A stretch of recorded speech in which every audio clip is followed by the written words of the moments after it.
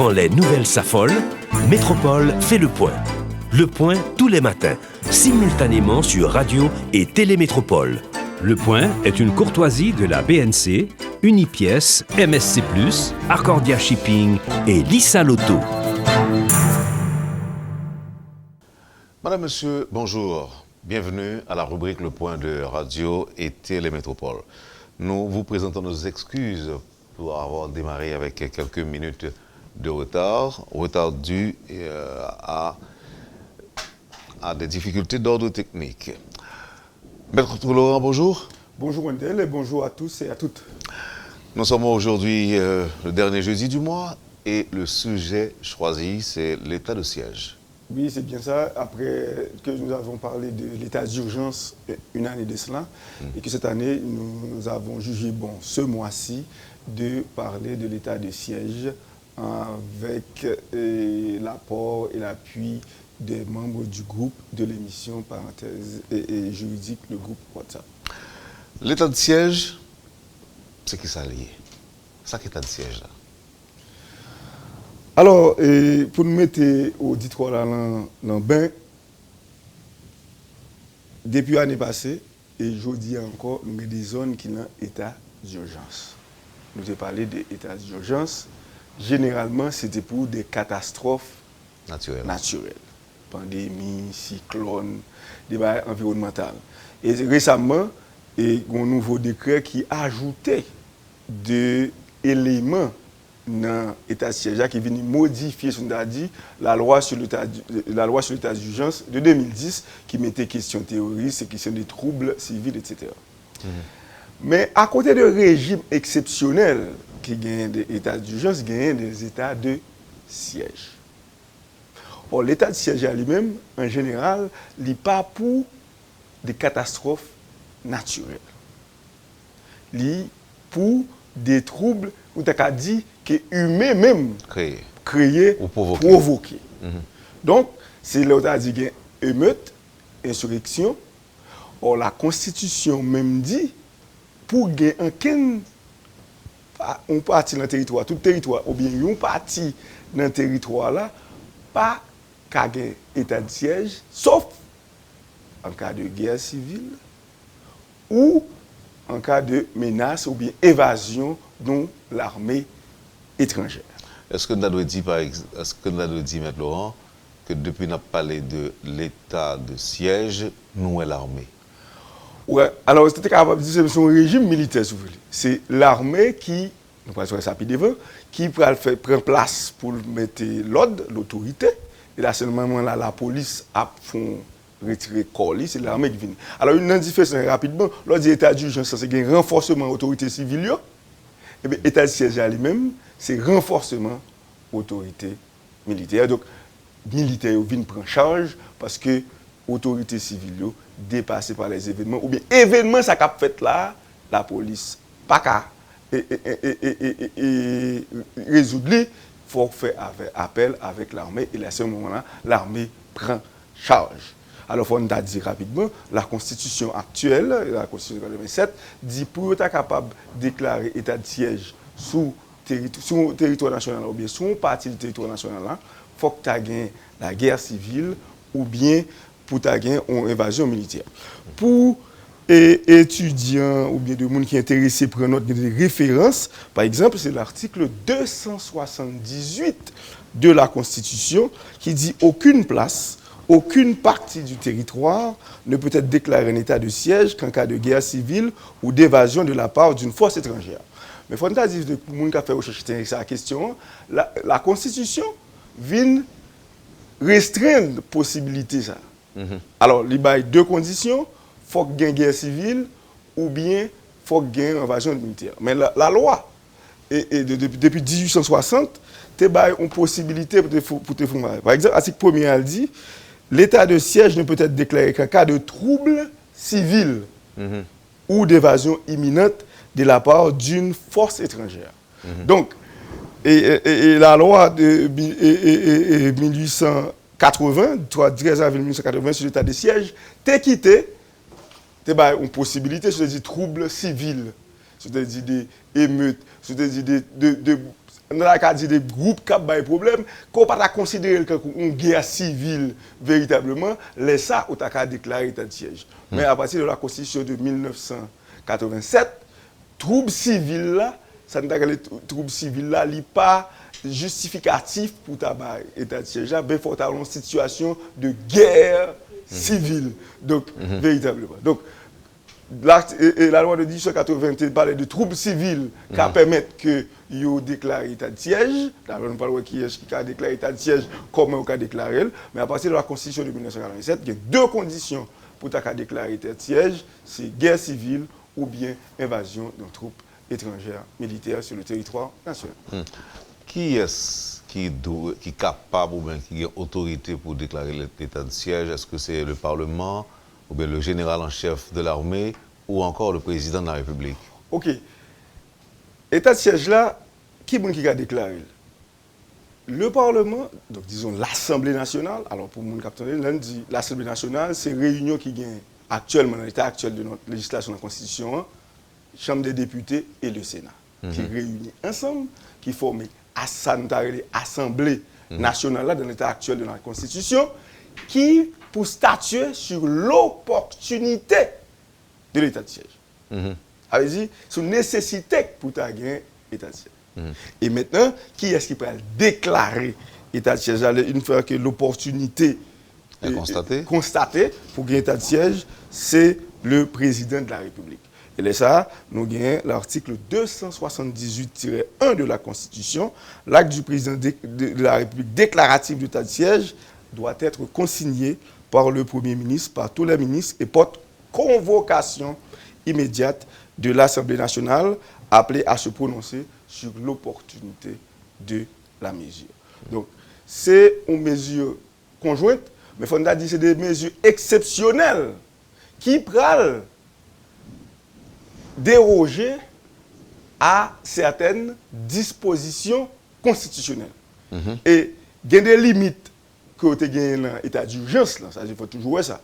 Il y a des limites qui sont dans l'état d'urgence. Une première limite qui est dans l'état d'urgence, c'est que les mesures qui prennent dans le cadre de l'état d'urgence sont susceptibles de recours par devant la Cour supérieure des comptes et du contentieux administratif.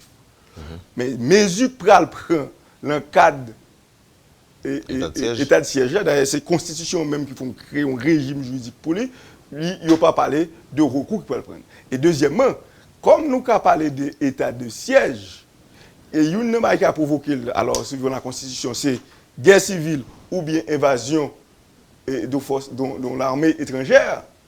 Et en cas de guerre, à ce moment-là, même liberté de la presse capable de risquer. Alors d'abord, sur qui ça les impliqué, lorsque il y a un état de siège, ça veut dire qui ça? Est-ce que la liberté de tout le monde affectée? Ou se dit là pour la presse, mais pour la liberté de la presse, ça veut dire au pas de droit de toute bagaille? Alors, l'article 28-1, et au change des grands débats que tu as fait sur le premier état d'urgence pour la pandémie, c'est que monsieur la pression, tu es gourmé parce que même il faut que fait travailler, il faut que dans la rue, et laissez tout ça, lui, Guy Delvalan, SOS, et journaliste, mais j'espère que tu as rétabli lui. Bon, pourquoi je suis rétabli? Parce que je m'entendais à parler sur Station Sœur. Et oui, j'en dis, nous souhaitons le bon rétablissement. Oui. À l'article 28-1 de la Constitution, le journaliste exerce librement sa profession dans le cadre de la loi. Cet exercice ne peut être soumis à aucune autorisation ni censure, sauf en cas de guerre. Donc, l'état de siège, il y a deux conditions pour le gain. La seule condition, c'est la guerre, soit son guerre civile, ou bien invasion de troupes étrangères. Donc, c'est même la Constitution, même, dit, en cas de guerre, la liberté est capable de suspendre. Ou bien capable de faire des aménagements suivant autorité, la Constitution, article 28.1. Mais l'autre mesure, il est supposé prendre de concert avec l'Assemblée nationale. L'article 278-2. L'Assemblée nationale arrête avec le pouvoir exécutif les garanties constitutionnelles qui peuvent être suspendues dans les parties du territoire mises en état de siège. Vous connaissez, la Constitution nous garantit un certain de grands principes soulevés, la liberté individuelle, et la liberté d'expression, la liberté de manifestation. À ce moment-là,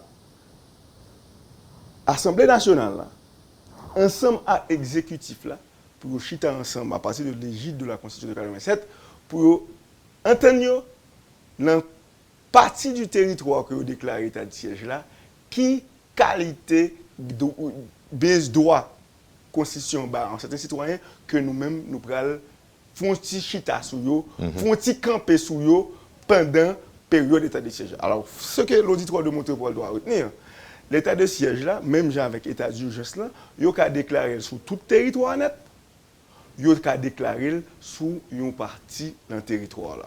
Maintenant, ça que dans le cas d'état d'urgence, c'est comme si c'est renforcement des autorités civiles, le renforcement de la police, tout à vrai.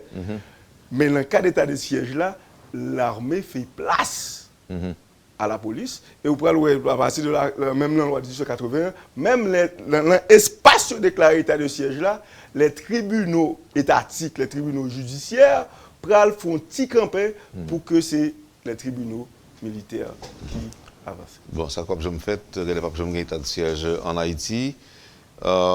Si c'est lorsque il y a une guerre civile que vous êtes capable de déclarer, et si tu as une invasion d'une force étrangère. Ça que je me fais là, nous avons souhaité que le bas je me fais vrai, puis au fait, pour entrer dans les mesures pour état de siège, quand vous dites et vous répétez dans le texte, il faut que tu aies une guerre civile. Nous ne pouvons jamais souhaiter que nous vivions des situations de guerre civile et nous ne pouvons jamais souhaiter que le territoire national là soit en danger à cause de l'autre troupe étrangère. Alors, il faut nous dire rapidement, ce n'est pas une troupe étrangère qui vient aider. Ce n'est pas une troupe étrangère qui vient aider, mais l'ordre. Ça veut dire, quand vous avez qui capté là, oui, bon, nous avons plusieurs troupes étrangères qui sont entrées sur le territoire depuis 1994 jusqu'à nos jours. Mais là, ils viennent aider là, au long cadre d'entraide internationale.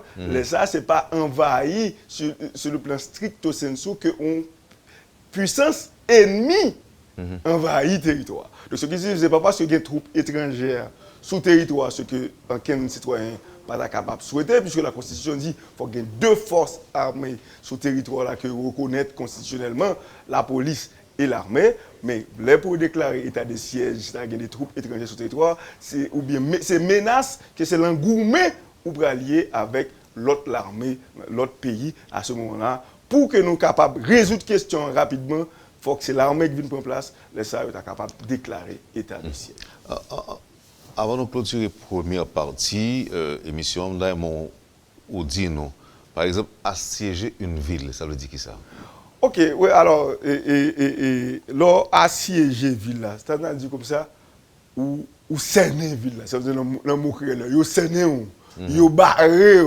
Donc, à ce moment-là, le plus souvent dans ce contexte-là, c'est une armée ennemie qui fait ça. Comme si il est entré dans telle ville, il prend ville ça, et puis il saisit de ville là, et il prend position, c'est lui qui peut diriger ville ça. Certaines fois, des fois, qu'on ne peut pas comprendre diriger ville là, il tout c'est néo, en quel monde dans ville là, pas qu'à sortir, pas qu'à virer, parce qu'il y a puissance ennemie tout près.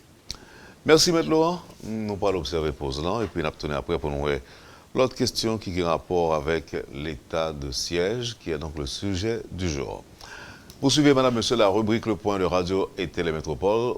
On parle de l'état de siège aujourd'hui avec Maître Patrick Laurent à l'occasion du dernier jeudi du mois. A tout de suite. Le Point est une courtoisie de la BNC, Unipièce, MSC+, Accordia Shipping et Lisa Lotto. C'est Maître Patrick Laurent qui est avec nous aujourd'hui, avec qui on parle de l'état de siège. Lorsque vous avez un état de siège, est-ce que il y a des gens qui ont deux sorties dans la rue, mais qui n'ont pas de droit dans la rue? Est-ce que ça peut arriver? Ok. Garantie constitutionnelle, il y a arrêté ensemble avec le Parlement, l'Assemblée nationale et l'exécutif. Oui, il y a des gens ou pas qu'à sortir. Oui, il y a des gens dans la zone ça ou pas qu'à faire manifestation là-dedans. Oui, il y a des gens que zone ça, par exemple, il y a des informations que ou pas qu'au cabay. Parce que nous avons une situation exceptionnelle, nous avons une situation de guerre, soit guerre civile ou affrontement avec l'autre militaire, l'autre l'armée, gain des garanties, gain des... Parce que la loi 1928, là, l'article 5, loi ça, dit dans les lieux soumis à l'état de siège, l'autorité militaire, l'état de siège, c'est l'autorité militaire, a le droit de faire des perquisitions dans le domicile des citoyens, d'éloigner les repris de justice et les individus qui n'ont pas leur domicile, d'ordonner la remise des armes et munitions et de procéder à leur recherche et leur enlèvement, d'interdire les publications et les réunions qu'elles jugent de nature à exciter et à entretenir le désordre. L'article 5. Nonobstant que certaines garanties constitutionnelles que l'Assemblée nationale et l'exécutif, là, le président, y a décidé dans qui garantie constitutionnelle que y a suspendre. Et une chose qui est très importante dans l'état de siège là, pendant durée état de siège là, l'Assemblée nationale siège en permanence. Tout ça veut dire pas de vacances pour l'Assemblée. L'Assemblée nationale n'a pas venu pour le constater, pour le dire, eh bien, il y a une opportunité pour nous être capable de déclarer l'état de siège. Non, immédiatement que l'état de siège là déclaré, Assemblée nationale là, rete cap siège. Il y a des suspensions d'audience, mais l'Assemblée nationale rete saisie de la question et rete en séance pour que soient capable de temps en temps de information sous question. Donc là, M. Laurent, nous devons comprendre que dans l'état de siège, on ne peut pas dire parce que personne n'a pas droit. Mais c'est comme si on a l'impression que l'État, par l'intermédiaire de l'armée, est autorisé à violer les droits de l'homme. Non, alors il y a des théoriciens qui parlaient comme état de siège, état d'urgence, sont situation de non-droit. Ben, alors, on ne peut pas dire sur situation de non-droit, ou l'autre régime juridique, ou l'autre situation exceptionnelle. Ok, mais il faut dire que ça veut dire les noyaux durs en droit de l'homme. Que quelle que soit la situation qu'on y ait, il n'y a pas qu'à violer le droit. Par exemple, le droit à la vie. Le droit à la vie fait partie de ce qu'on appelle le noyau dur des droits de l'homme, quelle que soit la situation, quand on est en état d'urgence, quand on est en état de siège, ou pas qu'à violer le droit à la vie. Deuxièmement, ou pas qu'à violer ce qu'on appelle le principe de non-rétroactivité de la loi pénale. Donc, ce n'est pas parce que ou en état de siège ou bien ou en état d'urgence qu'on décide que les qui te fait qui te commet un acte et que l'acte ça pas de incriminé, ça veut dire que n'y a pas de prévoir dans la loi et pour décider parce qu'on est en état de siège ou pour un décret ou bien pour une loi pour dire désormais sous le téléphone dans mon c'est infraction comme hier comme 2 ans de sortie de téléphone dans mon yo pral poursuivre pour ça. Alors, il faut que l'auditoire métropole nous qui parle technicien en droit, que le principe de non-rétroactivité avait dit, nouvelle loi, là, on vient pour une nouvelle loi, un nouveau décret qui dit tel ou tel comportement, c'est faute, eh bien, loi, ça a fait venir prendre, pas un GDR, il n'y a pas qu'à faire bac. Donc, c'est pour l'avenir. Sauf, bon bémol, la Constitution même dit, quand on prend une nouvelle loi, s'il est favorable à accuser, parenthèse, nouvelle loi, ça va l'appliquer. Par exemple, si vous pour une loi, vous vol le téléphone, ancienne loi, 2 ans en prison, et puis vous venez une nouvelle loi qui dit c'est 1 an en prison, et vous prenez une loi jeudi 29 avril là, et vous faites une infraction 5 mars, qui sur ancienne loi, comme une nouvelle loi qui est favorable à accuser, ça, vous pouvez appliquer nouvelle loi. Hormis de ça, ancienne loi, nouvelle loi, pas qu'à régir comportement qui est fait déjà. Donc, ce qui veut dire, un état de siège ou en cas d'état d'urgence, principe de non-rétroactivité de la loi pénale, il n'y a pas qu'à violer le principe ça. Et une question pas qu'à violer, qui fait partie des noyaux durs des droits de l'homme, c'est ou pas qu'à réduire l'esclavage. Et il n'y a pas qu'à tout violer intégrité physique ou mettez-vous dans des situations de torture pour battre ou pour maltraiter. Parce que c'est l'état de siège. Oui, il va faire ça. Mais n'a dit le droit à la vie, principe de non-rétroactivité de la loi pénale, non-soumission à l'esclavage, ou bien respect de l'intégrité physique, ça fait partie des noyaux durs de droits de la personne. En toutes circonstances et en tout lieu, il faut que respecter droit ça et droit ça pas dérogeable. Maintenant, dans la première partie émission, on t'a dit que même la presse est capable sous contrôle. Ça veut dire qui ça? Ça veut dire que si nous sommes en état de siège en Haïti, est-ce que c'est le gouvernement a envoyé une nouvelle banque pour dire mais qui nouvelle que nous de bail? Ou bien est-ce que c'est ça veut dire vraiment babouquette là et qu'on va de parler au cabane musique seulement? Alors, c'est l'État qui peut décider qui ça. Sauf que, il y a une garantie constitutionnelle, ou dans l'autre texte, ça veut dire l'autre garantie constitutionnelle, c'est l'Assemblée nationale et l'exécutif qui a décidé qui garantit de suspendre dans la zone qui a déclaré état de siège là.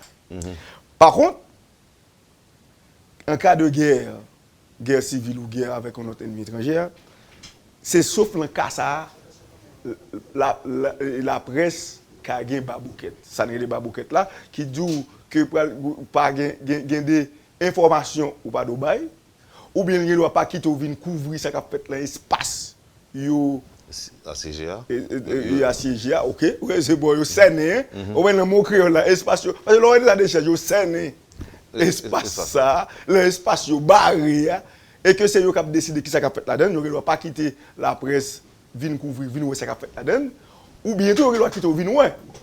Mais ils ont information ça, ou pas qu'au Kabaïli. Et ceci, ce n'est pas seulement en Haïti. Nous connaissons des grandes guerres de l'autre pays, etc. Ils ont même interdit la presse pour bailler première image, première information de guerre. Hormis situation de guerre, ou pas qu'à mettre babouquette sous la presse. Mais on connaît le mot babouquette là tellement péjoratif. Oui. Je connais monsieur, nous tellement gourmets pour nous gagner liberté ça, mais en cas de guerre, c'est... Ils sont capables de baïonner. Bon, nous sommes sous l'autre régime. Parce que comme c'est la loi qui baïonne, en cas de guerre, il y a l'autre régime, et là, ça, la presse là, pral sous coupe réglée des autorités militaires. Dans le cas ça, nous pas dans la démocratie. Alors... Pendant temps. Ah ben, on dit démocratie classique là. Par exemple, démocratie classique, la liberté d'expression, liberté de manifestation, liberté de circuler, de rentrer et de sortir. Dans le cas, ça, on a une situation exceptionnelle, donc on a l'autre régime juridique. Et c'est ça que nous avons dit, ou la démocratie. Pour qui ça? Parce que c'est la loi qui prévoit, dans une situation, ça, une série de droits qui pour suspendre. Là, pas dans la démocratie, c'est là que c'est autoritaire de façon discrétionnaire, sans pas avoir aucune base légale, il décide de son propre chef parce qu'il te font rêve hier soir et que bien c'est ça que fait. La Constitution, son document extrêmement important dans une société, c'est lui qui régit, c'est lui qui c'est code d'éthique des politiciens pour diriger. Donc c'est une occasion que nous sommes capables de dire loi, prérogative, en fait, la loi primée. Ou qu'à parler de loi qui primée face ça, ou qu'à dire dictature réelle, effective de la loi? Non, si on n'a pas étudié là avec loupe, par exemple, si on a étudié question ça avec loupe, situation normale, les ça on peut dire c'est dictature. Il ne faut pas étudier là avec loupe là. Nous avons une situation... Non mais dictature de la loi. Oui, dictature. Bon, de toutes les façons, la meilleure dictature toujours gagne, c'est dictature de la loi. OK? Et c'est la loi qui décide qui rapporte gain avec vous. Oui. Et le cas d'émission, ça n'a pas fait là. On a parlé de droit, mais on a fait droit tout. Ça veut dire, pendant l'émission, ça là, pas gain droit, mettez dignité au monde en question là. Si je fais deux bails. Un, je fais une diffamation que le monde a demandé un droit de réponse. Donc ça veut dire que le monde a demandé pour ou balle on doit de réponse de l'émission là. Et deuxièmement, le cas poursuivre moi et le cas poursuivre station. Donc ce qui veut dire rapport qui mettait des citoyens ensemble, vivre ensemble, c'est la loi. Donc c'est la loi tout qui dit dans quelle situation gain des mesures exceptionnelles qui prend. Ou pas prendre mesures exceptionnelles sans pas gagner un cadre légal. Donc c'est ça on parle de dictature, pas gagner un cadre légal et à ce moment où même on a décidé. Mais dans le cas d'état de siège ou bien dans le cas d'état d'urgence, l'état d'urgence est prévu par la Constitution et il y a des lois, une loi d'application de la loi de 2010.